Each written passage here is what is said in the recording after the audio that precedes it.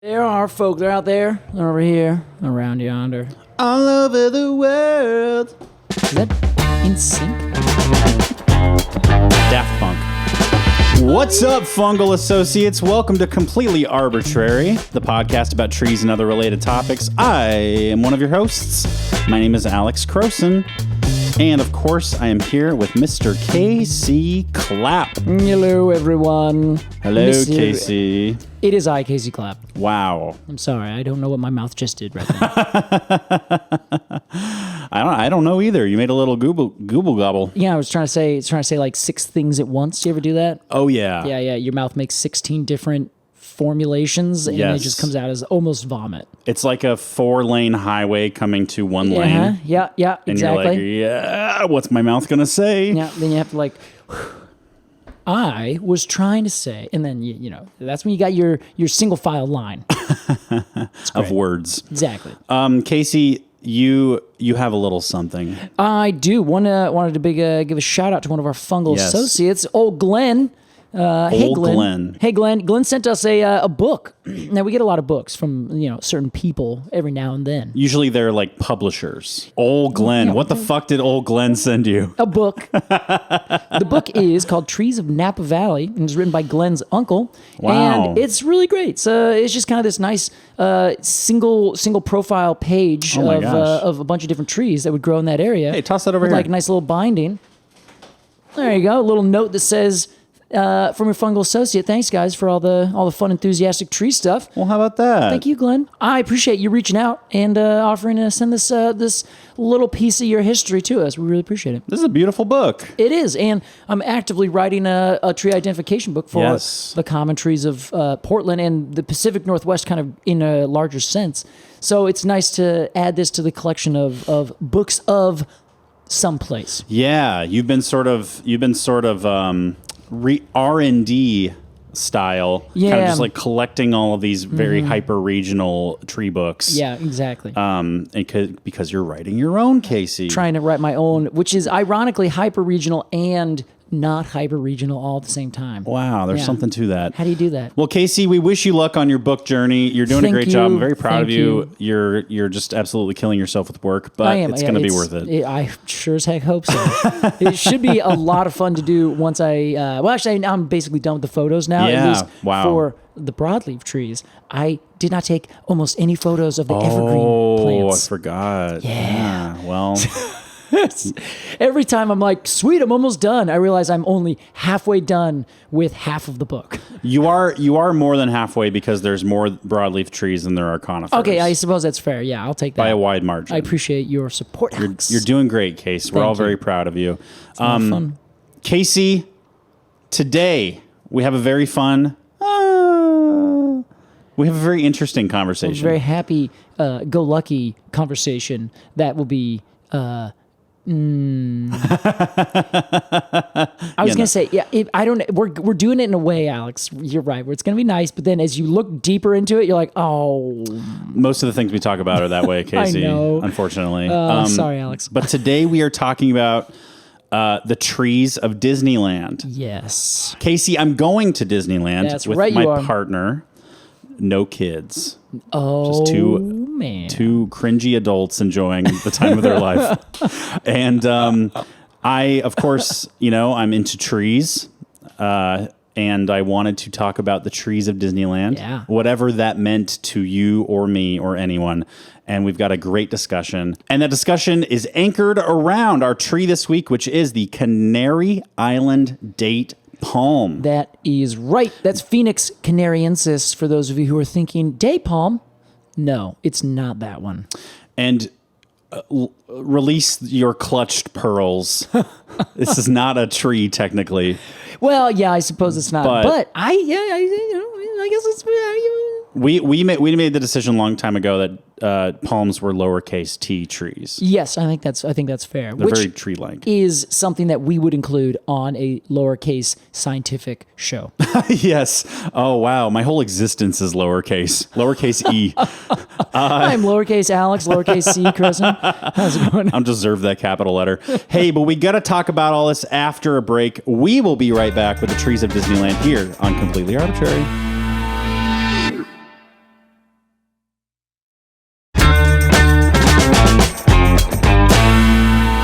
Welcome back to Completely Arbortrary. Today we are talking the Canary Island date palm. That's right. And more broadly, we are talking the trees of Disneyland. I think more accurately, Alex, we're talking about the trees that are/were growing on the land that we now call Disney. Yes. I think that, yes, that makes sense. Yeah. This all kind of stemmed from my guilt of going to Disneyland. So you're like, Casey, could you help me navigate this? And I'm like, well, Alex. This felt like a responsible way to approach that fun vacation, Yeah. you know, to do your homework and kind of look at Disneyland for what it is ecologically, you know? Sure. Yeah. And then go have fun. Right. I think that is very fair. You have to be able to look at it, acknowledge it, and then say, okay, and now I'm going to go get some little ears, some cotton candy, one of those little fake pirate guns, and it's going to be sweet.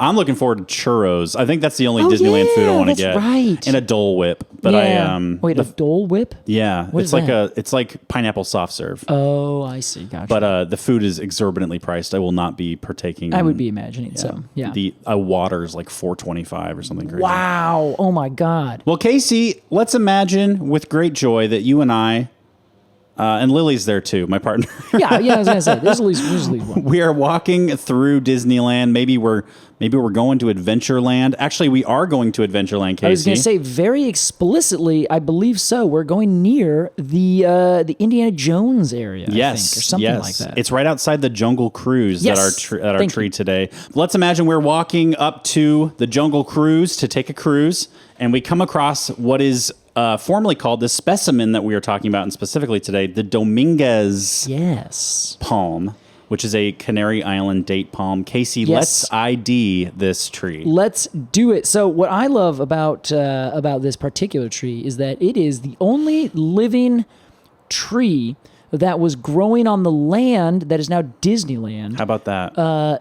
Since before it was owned, operated, done anything by Disneyland. Yeah, they effectively built the park around this tree. Kind of. I know not like specifically, but... Well, so I am actually not 100% sure of that. I've read two different accounts. One saying that it's in the exact location that it's always been. Oh. And another said that I'm more inclined to believe that it was balled and burlapped, dug up, moved, and then planted back to where it is today. It being in the exact location is a little bit Disney-fied. You know what I mean? Yeah. While researching this, you and I both found a lot of magical facts. Like, can you believe that they didn't even move the tree? It's like, well, that's probably a lie. They probably did. Probably not. Yeah. But to say that it's still in its original place is very like a Disneyfication of that history. Exactly. It's like, I don't know if I feel like it was just someone might have thought that, but then if you did the research that it would have said, well, actually that plot of land, like you can go back to the records, is actually where California Adventure is today. So then they had to have picked it up because it's not in the Adventure Park. It's in the Disneyland proper park. Yeah. It's all very confusing. Wow. And of course, like you said, everything is Disneyfied. Yeah. So you're like, well, I what is there to believe here? Right. It's hard to find facts about Disney that aren't like controlled by Disney. Yeah. Which is a very interesting kind of spooky Yeah. thing. Honestly, you can kind of imagine them as government, you know? Yeah. Real. I mean, It's a small little town. Absolutely. It's a whole land. What am I saying? It's a small world, Casey. It is a Quite small literally. world. Well, speaking of small worlds, the Canary Island palm phoenix, canariensis, Wow. is the scientific name. So the Canary Island date palm is from the, as you probably guessed it, Canary Islands, Norfolk Island in Spain. And these are endemic to just that island. They grow on these, I think there's 7 scattered islands in this area. That is where they initially were growing. Wow. 100%. And they are these big, big palm trees that are like very iconic in almost every semi-tropical kind of place. Yeah. So these are the trees that you'd famously see lining boulevards in California, and Las Vegas, and in the Riviera over in the Mediterranean parts of Spain and France and that kind of thing. There's sort of a what is it? Typic, monotypic, or Like when a tree is like the perfect example of that kind of tree. Oh, this is sort of like this is sort of like a cartoon poem. Like if you think of a poem, this is the poem. Archetypical. Or archetypal. Yes, it is the archetype of that. It is exactly that. This is the palm. When you think of palms, there's either, I think I would probably argue there's like two versions. This is one of those two. Then there's like the really tall, spindly one. Well, this is the same kind. Oh, okay. But it actually comes down to the leaves. Oh. But you're not wrong. This is 100% that same kind of tree. Monotypic, that means it's the only one in its genus, which is not the case for this. That's right. Casey, I have a quick theory on its scientific name. Please. Phoenix. Yeah. A phoenix is a mythical creature. It's a bird that when it dies, it kind of explodes into ash. Yeah. And then after a time, it is reborn from those ashes in a big flash of flame, right? Yeah. And this tree does look a lot like a fountain of flames. It kind of does, green like a big flame, explosion. Right? And that's my theory. I think that's a great theory. I'm not going to look anything into it. Thank you. Please don't fact check. Sticking with it. So this is the kind of palm that has the very standard pinnate palm fronds. Now I say very standard because it's a very standard way that palms grow. They have these long, big floofs on the top of the very central stem, which if you remember our last talk about palms, which was, I don't know, a year and a half ago? Yeah. We noted that palms only have one single meristem growing on the very top. Now, at that time, we were talking about Trachycarpus fortuni, otherwise known as the Chasen palm. Oh, how do you remember this stuff? Years and years of it being tested. That was it. So that tree is a fan palm, which is the other kind of big archetypal kind of frond, where they come out and they have palmate leaves or palmate leaflets coming out. And so that is a fan palm. Yeah, it has the palmate style leaves. Please don't get palm and palmate confused here, by the way, everyone. Irrelevant. This is the kind of palm frond that you would cool down Cleopatra with. Precisely, yeah. Which ironically would have actually been probably a different kind of palm, funny. More or less. Like a date palm. Yeah, but there's like 10 or 2,500 species, so there's probably a fan palm in the Egyptian area. You're probably right. Okay. I haven't looked into it too closely. So this is a big single-stemmed palm tree. Palm trees, generally speaking, only have that one single stem with one single meristem at the very tippy top. Of course, this is because they are monocots. They grow more similarly to and are more closely related to grasses. Right. So it is a bit of a thing, and this is again why there's so much controversy about if this is a technical tree or not. And I think a big helpful thing for people who don't quite understand why a palm is not a tree. Yeah. It's because it doesn't have secondary growth. Precisely, it does Alex. not put on rings. There are no rings on palm trees. So if you cut it to its stump, it'll just be like, like almost like a broom head, but like a big chunk of broom bristles. Yes, I see what you're saying. Yeah. Just fibrous stalks and no like actual tree rings. Exactly. And that's what kind of keeps it from being a tree. That's the big thing. You're 100% right. So a palm, because it doesn't put on tree rings, and including our palm, it does not get any larger in diameter once it reaches its maximum size. And I say that with the caveat that I mean it doesn't do that at a normal, predictable rate every single year, like what you'd get with a tree that puts on this secondary growth, either a dicot or a conifer. What they do is they initially start as a seedling, where you have, your seed, then one little shoot comes up, and then a little cotyledon goes down. Actually, I'm sorry. Cotyledons are the bits that go up. This has one, which is why it's a monocotyledon. And then it has a radical that comes down and goes into the ground. That's that first initial proto-root that then becomes all the rest of the roots over time. Yeah. So as it grows up, they are in this weird V shape where they start at the very bottom, right at that initial first little seedling pops up. Then it starts to put on new leaves growing around that first one. And then it slowly but surely increases its diameter by putting on new leaves. And then that V it starts at the very bottom, which is the kind of point of the V. And then as it grows up, it sends out little roots that are adventitious roots. This is another big difference. There's no traditional kind of branching reticulate root system. Yeah. It grows all adventitious roots that are the same size and diameter. They don't get bigger. They don't get smaller. They just have these weird little roots that come out, and then they'll branch. But as they branch, they get smaller. Wow. So it branches, and now they are a little bit smaller. And then from those, more branches come out, and then they become smaller still. And I think there's 4 levels that they pretty much go to before they're down to their smallest amount. Wow. So the hell? they're very strange plants, but they grow very similar to like bamboo. Everything is just these adventitious roots that pop out.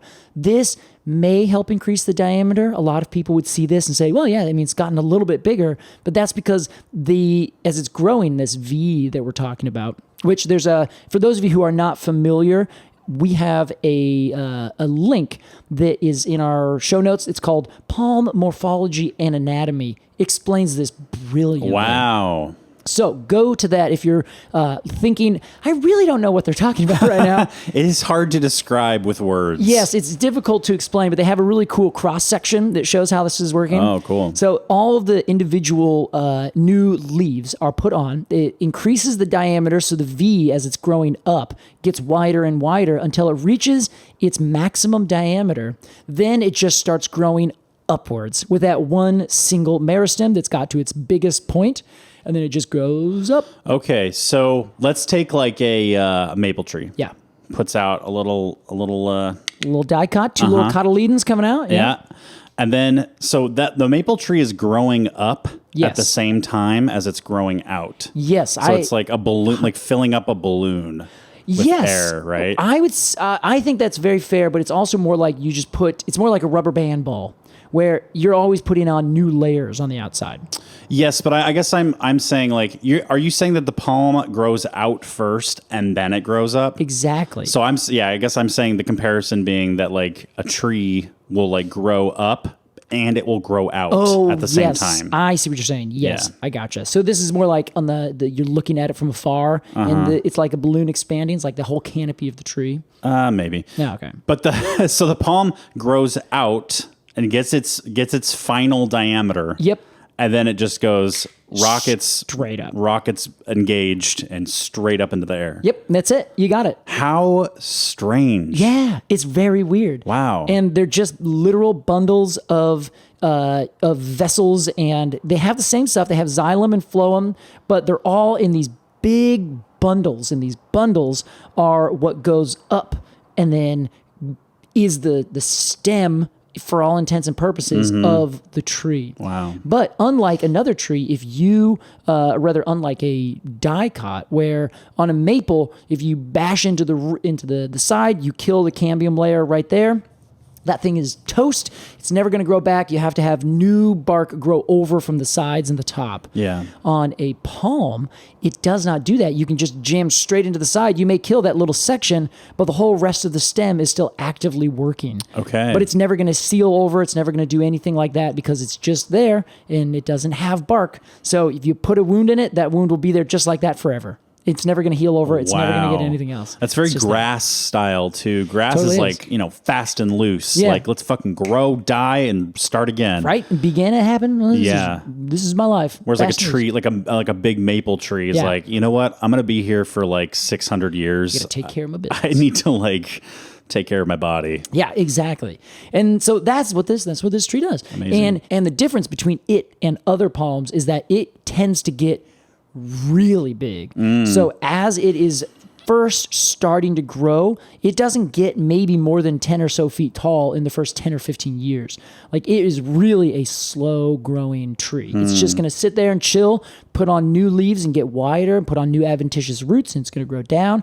And as it grows up, it has these new leaves that come out that are literally up to 20 feet long. What? They're huge. In radius? No. Or like the leaf itself? The whole leaf. Not like the canopy is 20 feet, like the wingspan. No, like you break off a leaf and you hold it up at the base. What the hell? It's 20 feet long from your hand, which is really, it's actually like, they're big. So you have to use 2 hands, probably a machine because they're really heavy. And then it goes up and out 10 to 15 feet, 20 feet sometimes. That is wild. It's crazy. Damn, that's a big palm. It is huge. So the whole canopy of it really could be upwards of 20 or 30 feet in diameter if you're talking about the entire width of the canopy spread. Casey, can we talk about the pine cone that it grows at the top of its stem? I suppose we can, but Alex, I'm not going to let you call it a pine cone. What is that? So that cone is what people call the heart of the palm. Heart's a palm. Yes, exactly. I know about heart's a palm. This is the apical meristem. That is the bit that is putting on new leaves, proto leaves, or I'm sorry, they call them primordial leaves. Wow. Very ancient kind of things. So inside of that heart of the palm, that is where there are undifferentiated cells, these meristem cells. And then those slowly but surely turn into a leaf, and then that leaf pops up from the top and then arches down. Wow. So then as it's growing up, it will put on new things that come up and then arch down. And then it's again a kind of triangularly shaped thing. So as it is growing up and putting on all these new leaves, the leaves initially start vertically. Then they slowly kind of fall down because they're really heavy, but also as this triangle of the meristem moves up, then they get kind of pushed to the side. And then when they're pushed to the side, they're connected more horizontally. And then the whole canopy slowly but surely is like constantly unfurling itself as it goes up. You'll never see this because it happens over the course of decades. Yeah. So it's just very, very, very slow. That is wild. But you can see if you look at certain old specimens that haven't been pruned intensely, where there is old leaves that are hanging downward. And if they are pruned, a lot of times people see these big poofy green tops, and then underneath it, it's almost like there's this cup kind of around the very top portion where there's all these triangularly like lip-shaped kind of leaf attachment points is what they are. They look just like cone scales. They really do look like cone scales. Like that Italian stone pine cone sitting next to you. It looks just like that. It looks just like that. I think it looks similar to if you like cut through the cone. Yeah. And so the cone scales aren't like fully out, but you cut into them. So you like almost like cut it in half. Yeah. You know? Yeah. So those on the bottom section, those are the old leaves that someone has pruned away. So they're perfectly cut off to make all the dead stuff go away and keep only the nice big green stuff at the top. And so do those the outside of that meristem, it kind of like gets pushed down as the tree grows up? Yes. Well, now that you've explained this to me, I think I kind of gave you a little bit of the wrong information. Oh, wow. From the very tippy top is where that triangle of the meristem is that's putting out the new leaves. That's on the very, very tippy top. Okay. The big cone thing that you're talking about is below all of this. That is the old leaves that have been cut off. Okay. So it's not necessarily growing up, but the middle part of the palm is growing up, and all of those palms are now on the side. Okay. So then as the tree gets taller and taller, the older and older leaves start to hang almost vertically down. So if you look at pictures of old trees, there's all these dead branches that are hanging down, especially in their native habitat or in wild spaces where they haven't been pruned. You'll have all these old trees and really rough bark, because that rough bark is actually just made up of the old leaf scars where they were attached. Wow. So these that you're seeing are not the leaf scars. That's the smooth gray bark that's actually called pseudo bark. Everything about palms is wrong. Yeah. Just everything is like, well, it's pseudo bark. Oh, it's a pseudo frond. The whole thing is very silly. It just sounds like you're explaining the anatomy of like an alien or something. It feels like it, honestly, because I say bark and I'm like, well, technically it's not bark. But anyway, we're just going to call it bark, and we're going to call that because, we're going to call it a tree. So we're going to get rid of all the technicality, and we're just going to use the terms the way we normally would. Thank you. So Casey's essentially saying, please don't email us. yeah, thank you. Sorry. So the bark that we normally see is the old leaf scars that have gone away. The weird, like, cone top that you're talking about that's just below the leaves, those are the old bases of the leaves where they've been cut off. I understand now. Yeah, over time, those two will slowly fall away. Yeah. And then that whole section will kind of move up with the rest of it because their connection points, there's kind of decay. But also, the last bit about how these trees work is that they will, on their parenchyma cells inside the actual stem, because they have parenchyma. Parenchyma. Yes, those are like storage cells inside of wood, but also inside the stems of palms. Say that again. Parenchyma cells Yeah. are storage cells inside of the stem of a tree, or in this case, a palm tree. Okay.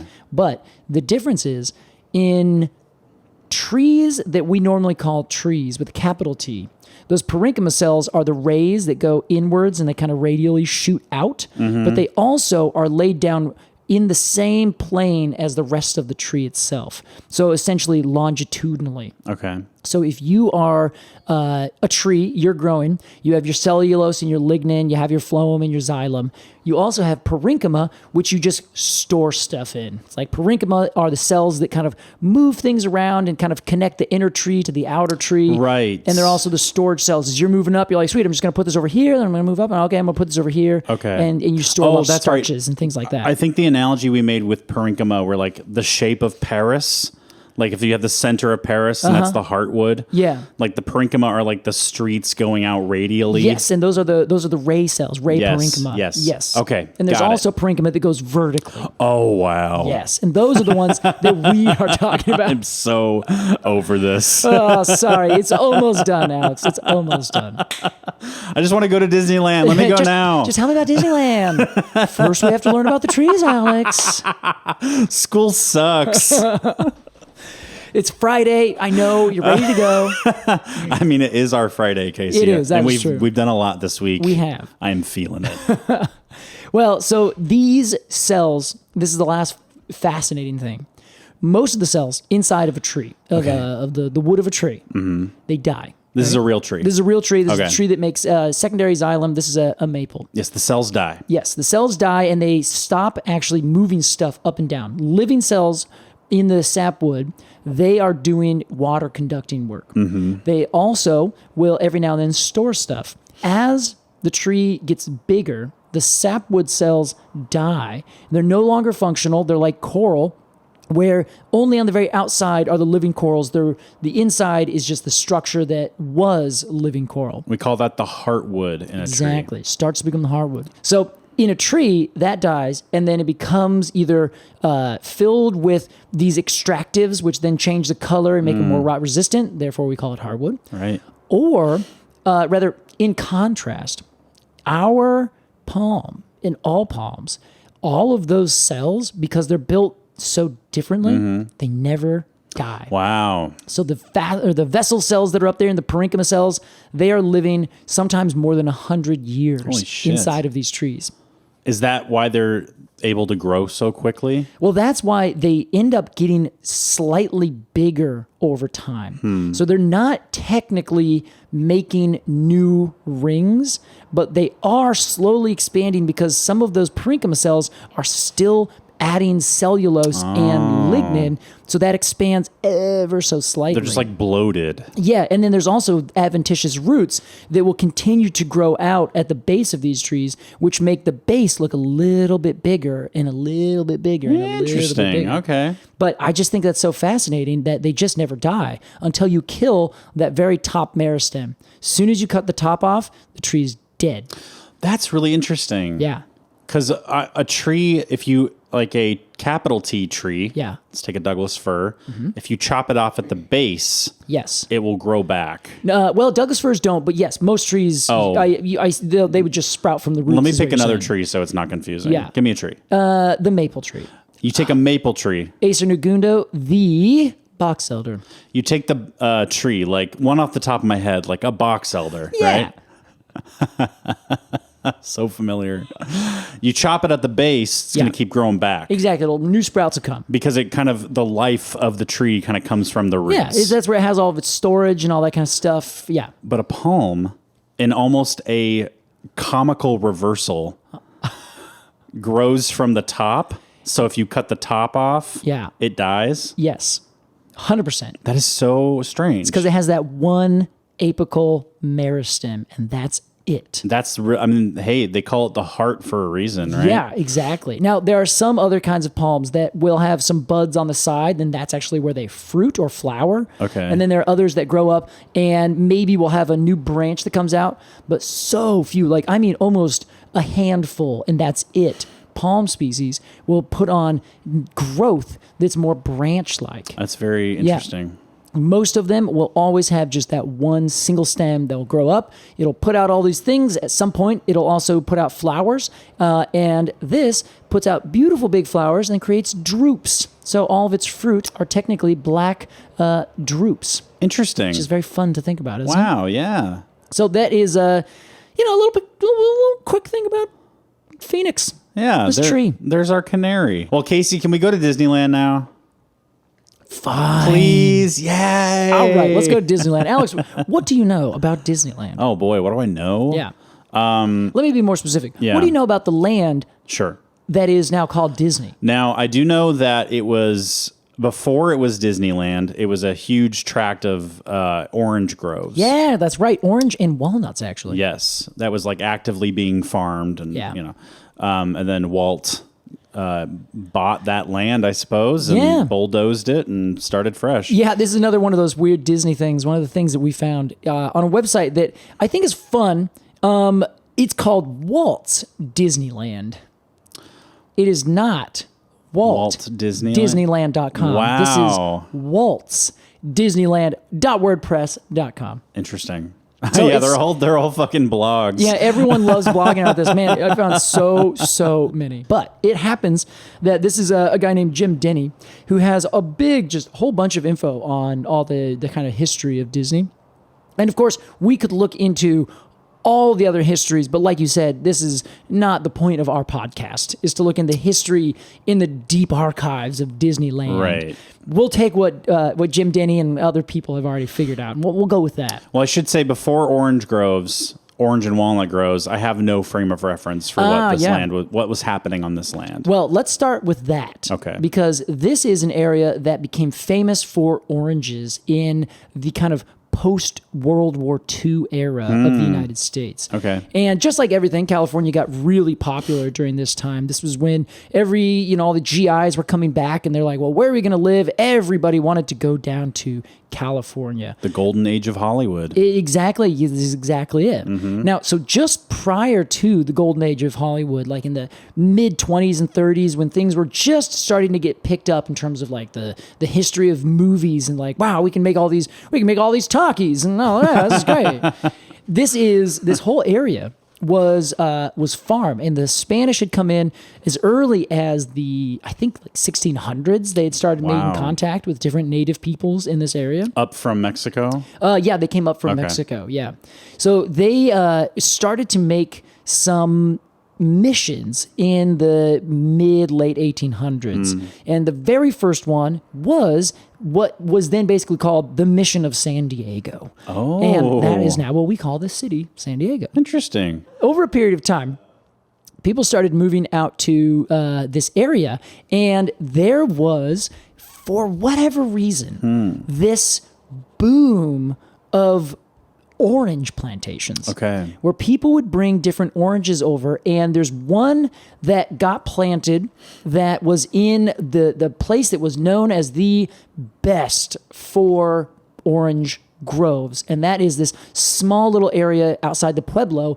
of Los Angeles called Riverside. Oh, interesting. I believe the Santa Ana River. Okay. So the Santa Ana River historically did not do a whole lot of like irrigation out in the rest of the kind of area. So like our Willamette River here in the valley of the Willamette River in Oregon, it was a wet prairie. So there's lots of different streams and water things that would come down from the mountains on the west and the east. And you would have lots of rivers coming into the Willamette River. You have lots of little streams, and there would be wetlands all over the place. So this was a very wet prairie kind of area. Then it would dry out in the summertime. Then it would get wet again. Very classic Oregon kind of stuff. Very fertile land. Yeah, exactly. Our soil here is very, very deep, all these kinds of things. Okay. Down there, it was far more arid.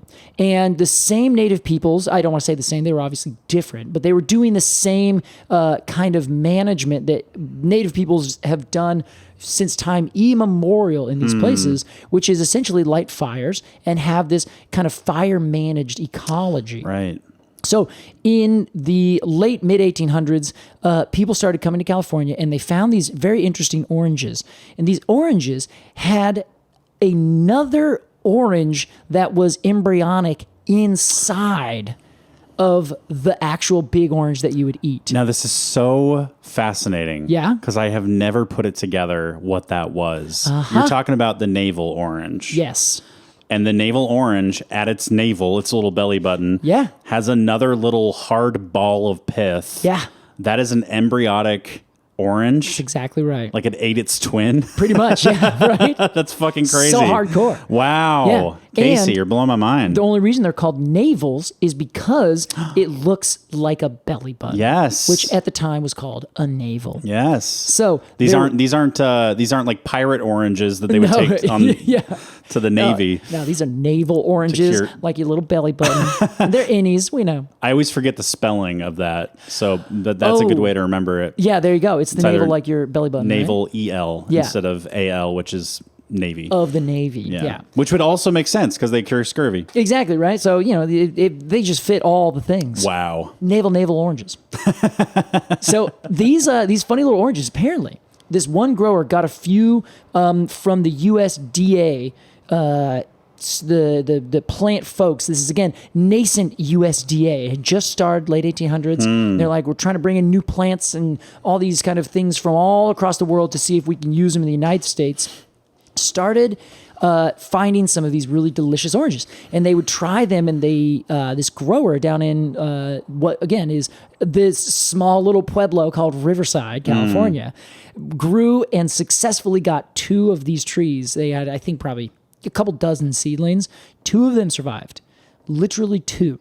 They grew them up. After a couple of years, they put on some fruit. People ate it. They're like, this is incredible. These things are huge. They're delicious. They're juicy. This is the best orange I've ever had in my entire life. There became a boom, a rush, a orange gold rush in California. Wow. People would go down there from the east and they would create little kind of co-ops, and they would work together and they would irrigate their land off of the Santa Ana River. Oh, wow. And they would turn this, what would be historically an arid kind of environment, into irrigated orchard land filled with oranges. Wow. So does that work how I think it works, where you just get teams of men out there digging trenches? Yeah.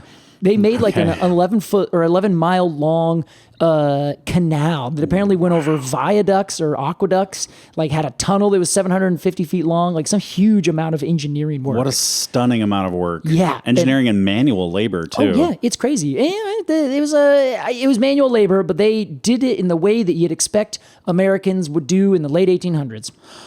So there was quite a bit of Chinese labor. That's right. That probably made literal pennies per person, and many of them died, just the same as the railroads. I forgot about that. Yeah. It wasn't great. Damn.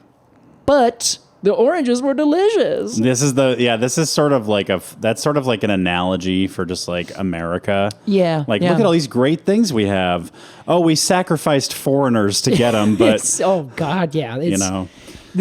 We got some coffee this morning before we started, and I was saying, Alex, this is a lot of fun. I like this topic, but I was reading into the history of native peoples in California, and well, that kind of got me in a bad mood. Yeah. You were in that classic colonial funk. Yeah, it's hard to deal with. It's hard to deal with, and it's unfortunately a pretty huge part of our topics. It always is. It always comes back to either the world is ending because of natural disasters that we're currently causing, or genocide. Right. So, and that is kind of the next level to go back to in terms of the land that is now what we call Disney. Yes, let's take another step back. Yeah. So before it was these giant, from start to finish, from sea to shining sea, orange groves, in Anaheim, Pasadena, all these places, there were native peoples that lived there and were, I believe, quite happy. I don't know. I don't think I've asked anybody from the late 1600s what it was like before the Spanish came. I have a feeling, though, they were probably like, it's nice. Yeah. It was nice. Everyone in San Diego today says the weather's nice. Everything's nice about it here. So I can't imagine it would be too different if you could just, walk down the road, collect, your seeds, your fruit, and all these kinds of things. And imagine have a great time. Imagine Southern California, but you take away all the concrete and people. Wow. That sounds incredible. Yeah, I would live there in a heartbeat, I would totally Casey. do it, yeah. So as it happens, there were a couple different groups of people, but what's fascinating is that the history of the peoples of Southern California really mirrors the history of peoples everywhere else in the United States, and of course down in South America as well. They were all bashed to just the worst degree by not specifically colonialism, but by the diseases that the colonists brought over. Guns, germs, and steel. Guns and germs and steel. It is the classic thing where everyone's like, well, they were all killed by the colonists that were coming over. Well, the answer is emphatically yes. It's also that the populations were decimated by like 80% or more in some cases by disease that came in because they would also... At the time, the Spanish would come through and make these missions. And in those missions, you were forced to go become Christian. If you didn't, you would get tortured. Obviously, you'd get killed half the time. But then you would also be forced to live in these weird new environments where the Spanish came and say, oh, no. This is all our land. You need to come live in this mission in this way. And so you'd not only be forced to live in a way and eat food that's not your normal means of life, but unfortunately, you would also be jammed in close quarters, and that is where disease is rampant. So you have no previous interaction with these diseases. It's just like a new disease coming into a new population. It just runs absolutely rampant. We recently experienced that. Exactly. Here. This is the pandemic easily, and like that's just a perfect example. So these would be another one if we want to talk about trees. Oh, sure. Sorry. When do we do that? Yeah, almost never. Actually, I should say more accurately, the chestnut blight, I think, is more of a disease where it's unstoppable. It came through. There's no defense, and all the trees died. Jesus. I think that's about more what it was like for these 80+% of the peoples who live there. Yeah, these are just diseases that the colonizers are immune to or have immunities to. Yes, it would be, we have what I think it was like smallpox was one of them. There's also malaria. Yeah. It's like these different things that we would constantly have, yellow fever. Stuff that mostly has to do with like, well, how do you manage your waste? And what do you have from coming off of this ship that just came from this European country that doesn't understand medicine or how body works and things like that? And they're like, oh, well, in order to cure you, we're going to need to bleed out 2 pints of your blood. That'll make you better. And it's like, well, that's actually yeah, well, okay, never mind. I'm going to skip it, and I'm going to wait a couple hundred years. I'm going to come back and talk to you guys. So one of the peoples that were down there that were mostly taking up the kind of coastal area between around L.A. and San Diego are the Payom Cowichum, I believe is how it's pronounced. Oftentimes today, or maybe during this kind of late 1800s era, they were called the Luiseños. Luiseños? Yes, because they lived near a mission that was called Mission San Luis Rey de Francia, which is Spanish for the mission of St. Louis, King of France. Wow. So they were called essentially the Luiseños, which is I don't even know what that means, actually. Well, it's just like it's sort of like a portmanteau, right? Like a Spanish portmanteau. Okay, yes, that's perfect. Okay, thank you. I was like, this just means the people of Louis? That doesn't make any sense. But it was of that spot. So yeah, good point. So it's portmanteau. But Año is like a person from this place, kind of suffix. So I think it was essentially, these are the people from the mission called the St. Louis mission of the King of France, which is ironic because it's also Spanish. I don't know if ironic is the correct term. Anyway, well, let's call them. What was their actual name? Payom Kawacham. Payom Kawacham. I think that's about let's how you use that pronounce today. it. Yeah. So these are the indigenous people of this California area, and they were more or less hunter-gatherers. They lived in places in this whole area, but like as a kind of territory, and would often eat the food that's down there, and they would walk and collect everything because this whole area is just filled to the brim with all sorts of different food plants that you can eat. It's a good place to be. It's a good place to be, and there's also game animals, and there'd be lots of trading. I'm sure they had some amount of maize that they would get from peoples down in more southern and southwestern kind of areas, down into Mexico, Arizona, that kind of space. Yeah. So it's a very interesting history, but it was also, again, it was this arid landscape that had these big rivers, and then you would go a little bit away from the rivers, and then it would be a completely different ecosystem entirely. Is that sort of similar to like Central Oregon? Yeah, I think that's probably fairly accurate. It's like Yeah. there's lots of rivers, but it's like otherwise pretty dry. Pretty dry, yeah. I think the main difference is down there, you are mostly avoiding freezes. There's not a whole lot of freezing temperatures, maybe in the 40s. Oh, okay. Whereas in Oregon, and if you go further east from where we're talking about, it becomes way colder in the wintertime. Is that because it's a high desert? Yeah, we have a high desert, and they on the LA side of the world 400 years ago, and well, to this day, are right next to the ocean. So the ocean helps moderate temperatures. Oh, okay. So it was in this more subtropical Mediterranean climate, but because it's right next to the water, it would not have these massive swings in temperature, where theoretically, even today, it's probably a little cooler and a little warmer during different times of the year than if you go just over further east across the mountains. A little more consistent in terms of the climb. Exactly. Yeah, it's just moderating force, this ocean. When Casey say climb, Casey, when people say climb, is that just short for climate? I think so, yeah. Okay. Yeah, pretty positive. At least that's how I use it. People say that all the time. I'm like, what is that word?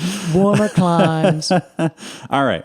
Well, anyway, Alex, so this is the kind of interesting thing. So our tree that we're talking about today is not native to this area. Oh. It is native, of course, to the Canary Islands, right?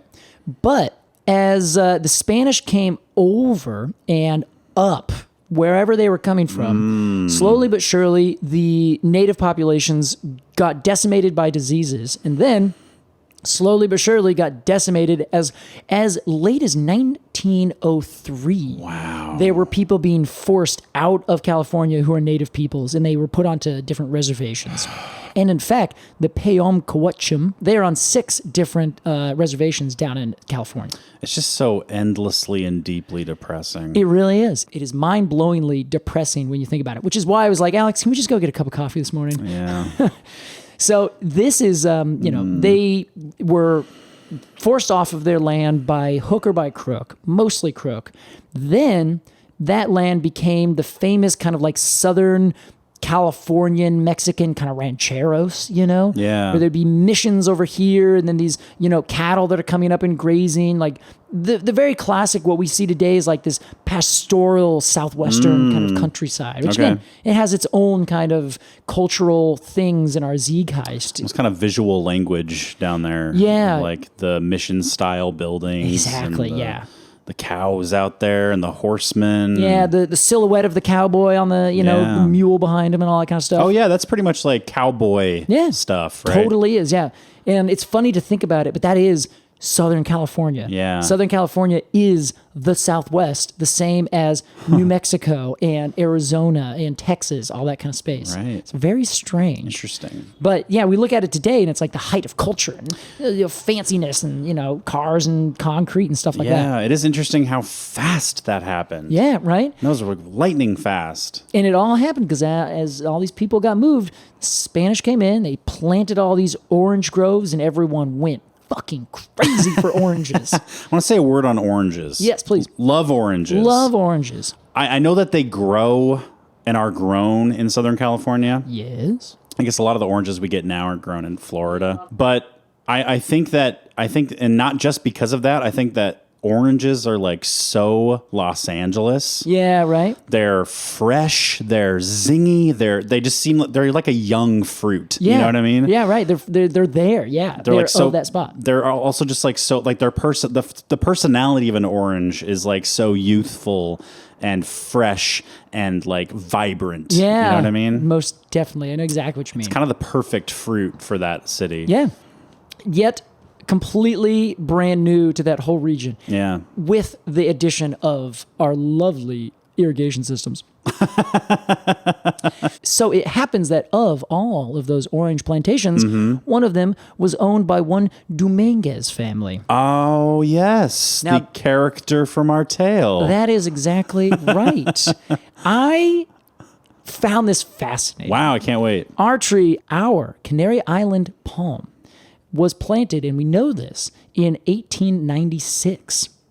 Which is far before Disneyland. Far before Disneyland. This family was probably one of the first that came over and started to irrigate all of these lands. I don't want to say the first, because this had been going on for maybe 50 years before this, but when it really started getting going was the late 1800s. Yeah.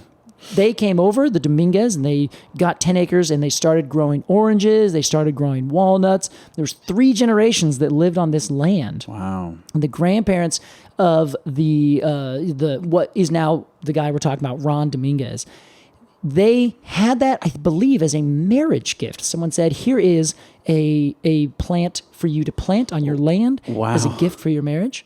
They planted it. It grows very slowly. So it just slowly over time got bigger and bigger and bigger until it was 15 tons sometime in the late to mid 1940s, 1950s. That's a 30,000 pound tree. Huge.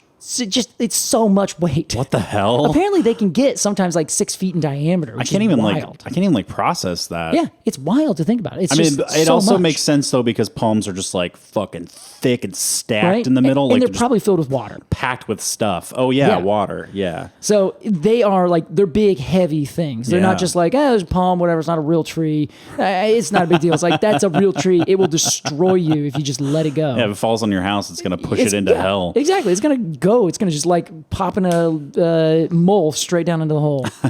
In the game, okay. Thank you. Wow. Casey's not an animal abuser. No. So they... anymore. Well, thank you. I'm recovering. I have not played whack-a-mole in several years. So every time you're at the arcade, you see it, and you get like a flash of PTSD. I gotta go.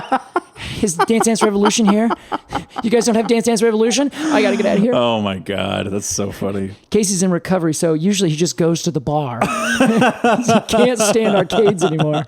Someone smashes a cockroach on the bar, and you go, "Oh God, is no place safe."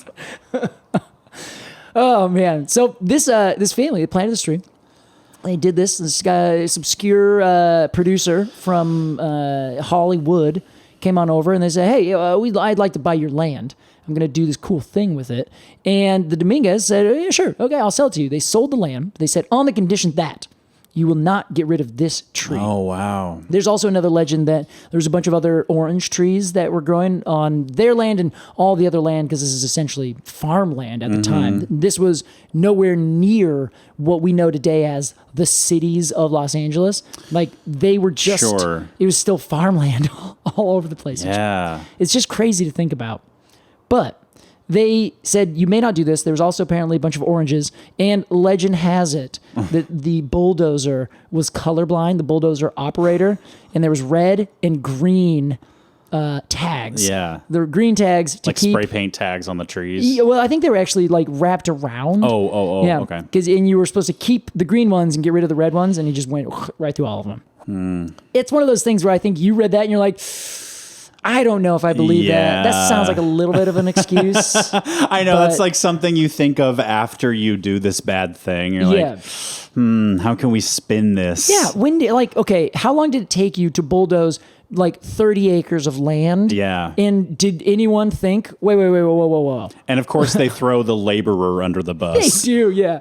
Anyway, So they kept this one tree. We know that for sure. Yeah. They then moved it over and they picked it up, but because these palms, they don't grow roots like we were talking about the same way that a normal tree does. Even though they can still grow out some 50 feet or more from the tree, there are all these fibrous roots that just keep on generating from the base. So you can actually transplant a palm with a tiny, teeny, tiny little root ball and just move it over during, ironically, the hot season. And then when it cools down again, then they'll start putting out more roots. Wow. So they're almost opposite of a tree. Yeah, interesting. It's very funny. You plant that, so they just moved it over, planted it. It's growing just fine. It's still there now, 130 years later? Yeah. Isn't that crazy? Wow. So it was a wedding gift. It was a wedding gift to the grandparents. That's very special, Of Casey. this guy named Ron Dominguez. You want me, you know what happened to Ron? Old Ron? What happened to Ron? Yeah. Is he now an animatronic in the Jungle Cruise? Oh, God, that'd be so cool. That'd be so disrespectful. Yeah. Hey, you know what? When I die, I want to become an animatronic person in the Wall of Presidents or something. Scott Aukerman was talking about how funny it is that they had to include Donald Trump in the Hall of Presidents. Oh, yeah. Do you have any idea? You want to guess? What happened to Ron? Yeah. Well, I feel like it's something really funny and cool. I don't know. I'm not gonna. He died in 1960. Yeah, he died in 1960. It was his family went into complete ruin and all these things. Casey, what happened to Ron? Ron Dominguez started as a ticker taker. So he sold the land to his to the thing. Then he got a job. It was like a part-time gig, basically, just doing tickets at the very beginning. Which is funny because the house he grew up in, they didn't demolish. They moved over with another house, and it became like the administrative buildings. So he would then, as an employee on the land that used to be the one that he grew up on, and so did his parents and his grandparents owned, he then worked there and would walk back into his old family house as like his office. Wow. And then worked his way up it doesn't seem like he had his eye on like, I'm going to do this. Yeah. Just kept on getting promoted until he became literally the vice president of operations, or the vice president period of Disneyland. What the hell? He is a world famous, like, high up executive I think he did actually die some years ago. He was a famous executive of Disneyland. That's incredible. If you go to this day somewhere on Main Street, there is Orange Grove Property Management in a sign, and underneath it says Ron Dominguez, owner and operator, or owner or something like that. Wow. And that is a callback to the land that is now Disneyland that was owned by Dominguez, and he also literally ran that whole entire park for like 25 years. That's wild. Isn't that crazy? My initial thought, my cynical brain was like, oh, when you said this obscure producer, you meant Walt Disney, right? Yes. Okay. Yeah. So my cynical brain was like, Walt went over there and kind of like bullied him, or like, called like the Frank Sinatra of their day, when like had him, I've got mob ties, sell me this fucking land. Gotcha. Yeah. And maybe that Ron was like, resentful toward Disney or something. Forced out and things. Yeah. But if he not only got a job there, but then worked his way up to VP, that seems like he had a pretty good relationship with the powers that be. With Walt Disney, yeah. I guess at that point, the powers that be was Walt Disney himself. The Walt, yeah. That's wild, Casey. Casey, I just looked it up, and Ron Dominguez died on January 1st, 2021. Really? So just a few years ago. That's so, like, it's insane to think about. In that one person's lifespan, there was a farm of oranges and walnuts that he grew up in, his parents grew up in this weird Southern California place that not 50 years before that. So in the time that his parents and grandparents were alive, there were probably still native peoples walking around in this area doing their thing. And then he sells that property in the late 1950s and then has 70 years of life to watch it become what it has become. Wow. That's just is stunning to me. Yeah, that's a big life. You know? Yeah, what Disneyland is today, or what it was 2 years ago, versus it being an orange grove. Yeah. With a house with a small woodlot kind of this, a homesteading kind of family. I feel like that would just like turn you crazy. Like to see change that big and that fast must have just been like insane. Really profound to him. Yeah. Unless he just didn't think about it that much and was like, I don't know, it's my parents' land. I don't give a shit. I guess that's true. I mean, he was working on it for so long. I don't know. Yeah. But he was young when he sold it. Yeah. Very young. I don't know if his parents were still around or what happened with that, but I have not read anything. Again, it could be Disneyfied.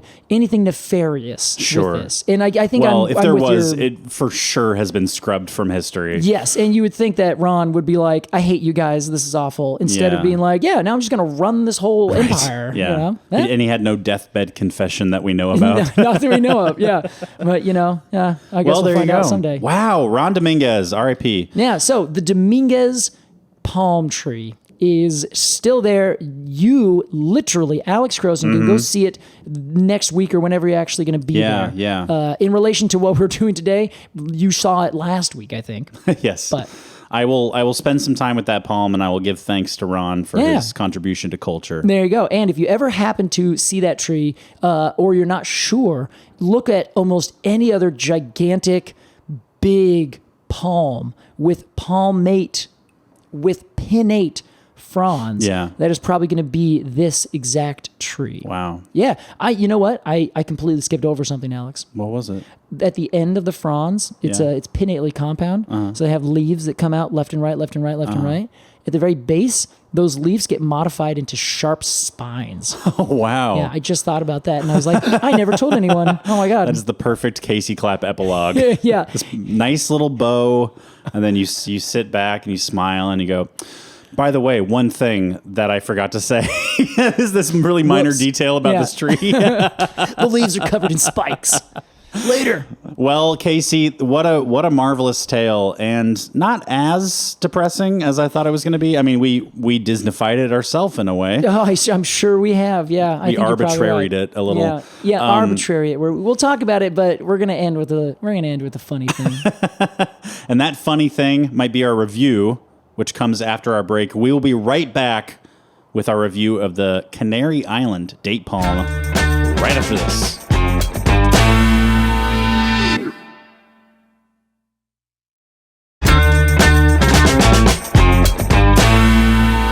Welcome back to Completely Arbortrary. That was our discussion of Disney and Land and the Canary Island date palm. Yes, that's right. Casey, it's time for our review of the Canary Island date palm. Yes. And here's how it works. We're going to have some final thoughts on this tree and then give it a rating of 0 to 10 golden cones of honor. Casey, as our resident expert, we will begin with you. Excellent, Alex. Thank you. I happen to think that this is a tree that's worth it. I think it's awesome. I like palms because they grow differently.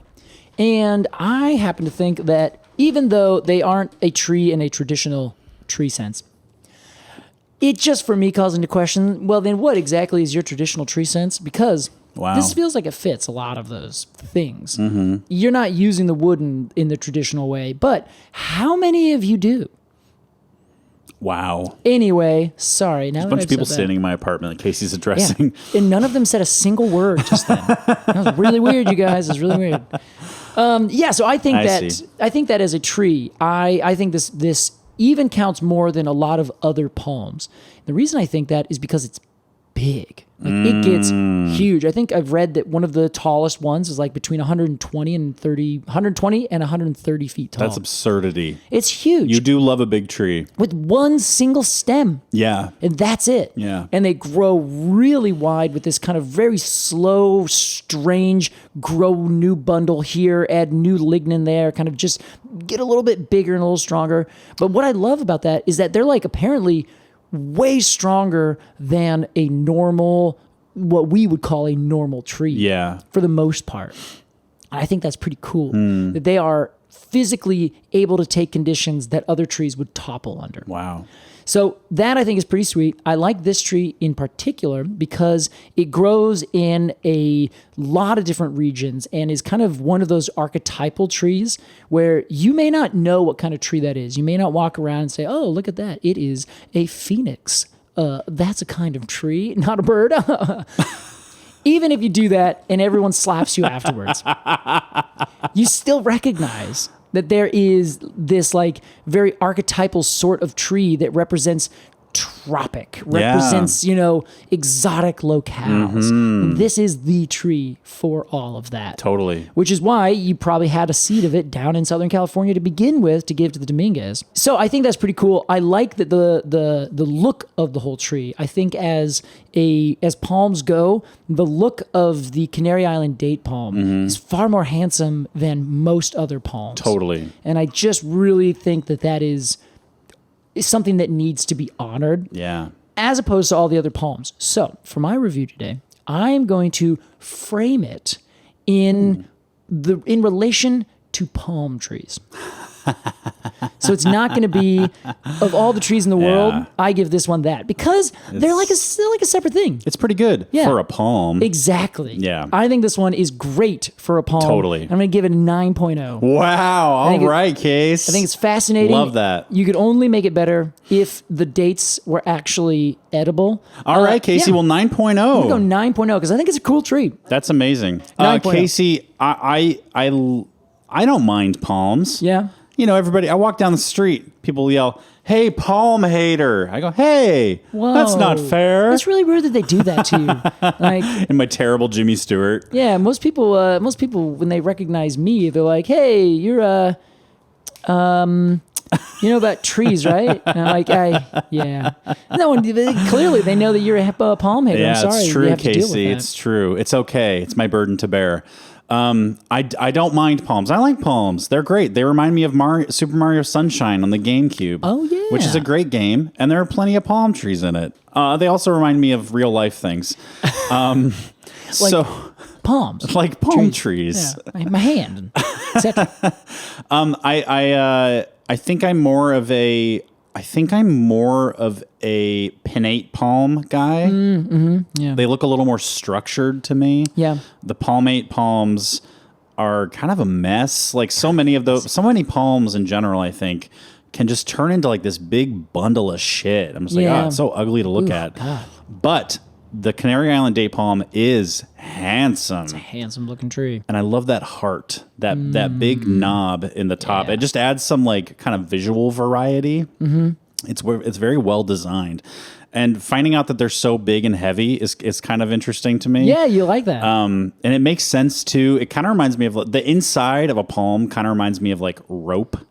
Like if you take out a little strand, you can just like break it with your fingers. But when you combine it and they're all compact and like tight in there, it just becomes like this fucking unbreakable, 100-foot tall motherfucker. Apparently people describe them very often the way I describe also other wood, where you have this cement with reinforced rebar inside. Yeah. Apparently these are way more accurately that. Okay. Because they don't get wider at all. They just build up, so they have everything, but they don't continue to add more strength on the outside. Right. I mean, it's like a skyscraper, It's like this. Maybe an engineer, we could talk to an engineer and they could tell us why trees are like buildings or something. I think actually they would tell us why buildings are like trees. That's a good point. So I love the Dominguez family. Love that whole story. I can't wait to see this tree. Give it a pat on the husk. Casey. Love that. I give the Dominguez palm, as I will now be calling it, a 9.2 Golden Cones of Honor. A 9.2? And with that... Oh my God. I'm so surprised that we both gave it such high ratings, honestly. And with that, because you and I both rated this tree, this tree, 9.0 or higher, I will be playing the induction theme into the Golden Arboretum of Honor. Can you imagine this being someone's first episode? Oh, yeah. They're like, what is happening? So we say to you, the Canary Island date palm, which I believe that we should start a petition to change the common name to the Dominguez palm. All of them? Yes. They're all Dominguez palms? Yes. Okay, sounds good. We honor you.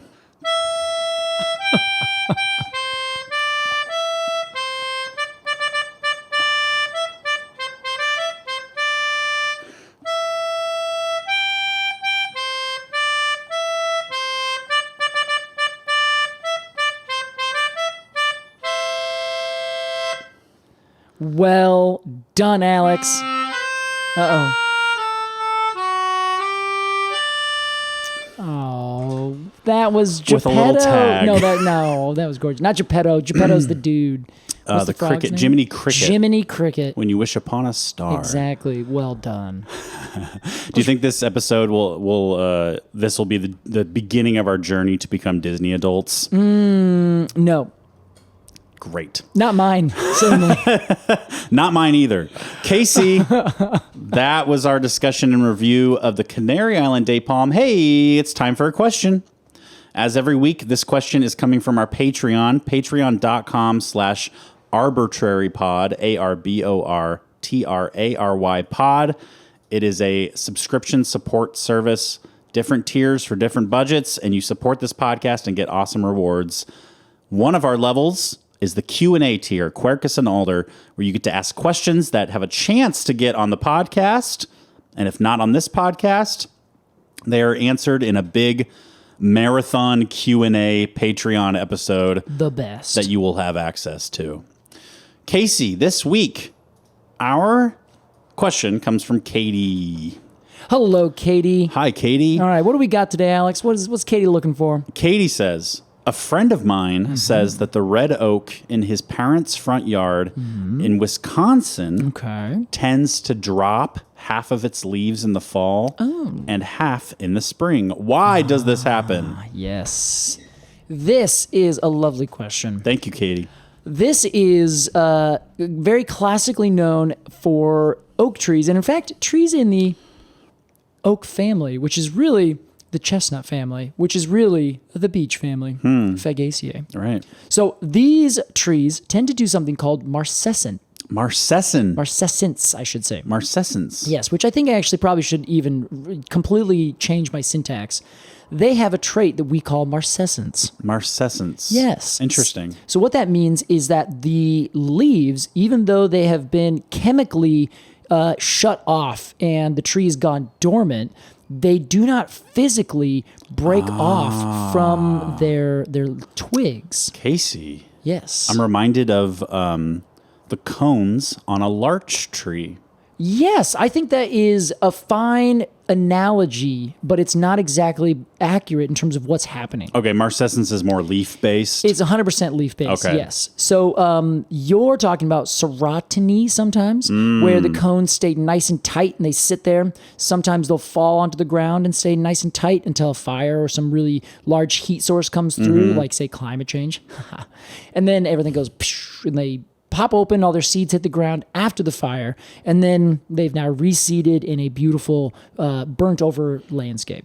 But that is not this. Is not this. Marcescence. Marcescence. So this is the term for when a tree is just still has leaves in its canopy throughout the wintertime. They only drop off the next spring when two things are happening. One, the buds are flushing, so there is a new kind of expansion of tissue in that, like, right where the leaves are connected. Oh, wow. Because remember, a leaf comes out right below a bud. The bud is the thing that's right above a leaf. So as that bud starts to get a little bit bigger and starts to actually expand because it's putting new fluids and it's about to burst and become a new leaf or a new shoot or a new fruit or whatever, this kind of forces that leaf to kind of go pop and just kind of pops off. Says it's my turn. Exactly. But it also happens because the twig itself is expanding ever so slightly. It's putting on its new ring of growth. So as that expands, the cells are more or less connected physically, but chemically they've actually been cut off. So the tree's compartmentalized away. That was my question, was like, is a leaf, when we say a leaf has been cut off, the resources in that leaf, the sugars and all that, have been sucked out of the leaf into the stem. Exactly. To be stored for the next spring. The leaf, that's why leaves change color. Yeah, that's exactly right. The leaf then is just kind of like hanging out inert on the tree. The cells have died. It's just this husk of what it used to be. But there's no physical like compartmentalization that the tree goes through at the base of the leaf. It's saying this leaf is now we're shutting the blast doors. They do that. It's called the abscission zone. Oh wow. Yes. So there is this, but it's not like quite as obvious as like there's no door that shuts. It's more like the cells that normally would be conducting things. One just kind of stops. In that zone, it just kind of says, okay, cool. And they just brick up the entrance. Okay. And now everything is no longer flowing back and forth. I got it. But they just brick it up. They don't actually close everything and like cut off what else is there like physically. It's just like saying we're inside of this pipe. This pipe keeps going in forward into the leaf, and behind us is the twig. They just cut off everything inside of that pipe, but the physical pipe is still there. I gotcha. Going out into the leaf. Yeah. I gotcha. So during the fall, a lot of times the freezing point is really what causes this. This happened so perfectly a couple years ago in the Coast Range of Oregon, where there were a bunch of big leaf maples. They had all turned beautiful yellow color, and everything was just chilling. And then the very first night that it got below freezing, the next day, leaves were falling like confetti. Wow. And that's because the individual cells had a small amount of water in the cells connecting that abscission zone from the stem to the leaf. So as soon as the water freezes, water is I don't want to say coincidentally, but curiously, one of the only substances that when it freezes, it actually expands. So when it expands ever so slightly, it breaks all of the cells that are holding it, holding the leaf to the other thing. So after this happens, often you'll see those leaves crack off and break because now the foundational cells holding everything together are kind of functionally broken. But with marcescens, some of them stay there? Then Okay. And then those just come off in the spring. Yeah. When at the sort of opposite point of the freezing night, where like the tree is like, hey, it's the first day that's warm enough to start really cooking. Yeah. Then it starts filling up and literally physically expanding the twigs. And because those expansions are happening, now when you used to have the perfect shoe and the perfect foot, now the shoe is the same size, but the foot's growing a little bit bigger, so it kind of rips open. Yeah. And then that leaf falls away. It's a tree, almost like a tree's version of spring cleaning. Yeah, I think that's very accurate. Get rid of the trash, start fresh. Don't need this anymore. Now, here's the real question. Why? Why are trees doing this? Magic. Nobody knows. Magic is the only good answer.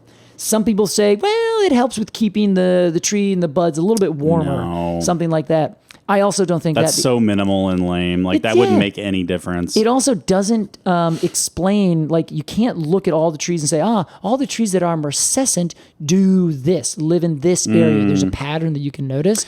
It's somewhat random. I think it's one of those random, curious, that's just the way it grows kind of things. Yeah, I kind of think the same thing, that honestly. is just lost to knowledge that nobody knows and maybe we'll never know. Yeah, I think that's probably accurate. Now, of course, this is a question that we answered. I have not dived into why this is. Well, there's probably some other theories out there, but yeah, for the most part, I think you're spot on. Thank you so much, Katie, for your interesting question. If you've got a question for us, like I said, join up on the Patreon. It is the best way to support the podcast next to buying a piece of merch on our merch store on our website, arbortrarypod.com. Or, I don't know, Venmo me. Of course, the crown jewel of our Patreon is the Cone of the Month Club. We send you every month a cone sticker. Yeah. Illustrated by a different artist. They're very beautiful. Each one's unique. A different species every month, a different artist every month. And we will never repeat. No.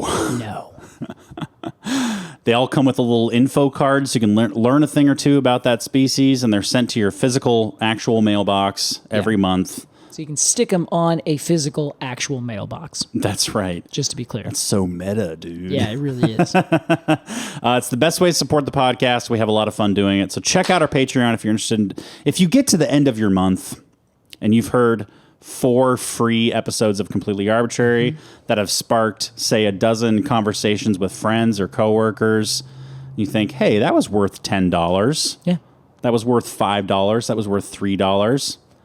Think about chipping in and joining the Patreon. Yeah, you don't have to do it forever. No, but there is. You should do there it forever. is small print. There is small print. Hi, welcome. Thank you for your soul joining Completely Arbortrary's Come of the Month Club. You do have a devil on your T-shirt Yeah, right now. I guess that's true. Whoops. Sorry, everybody. Casey Clapp. Alex Crowson, another spectacular episode. Thank you. I hope you had fun down in the great Californian adventure. Thank you. I'm sure I will. Yeah. Or did. Huh? When are we? Thank you so much for listening to this episode of Completely Arbortrary. Hey, we'll see you next time. Goodbye. See you later.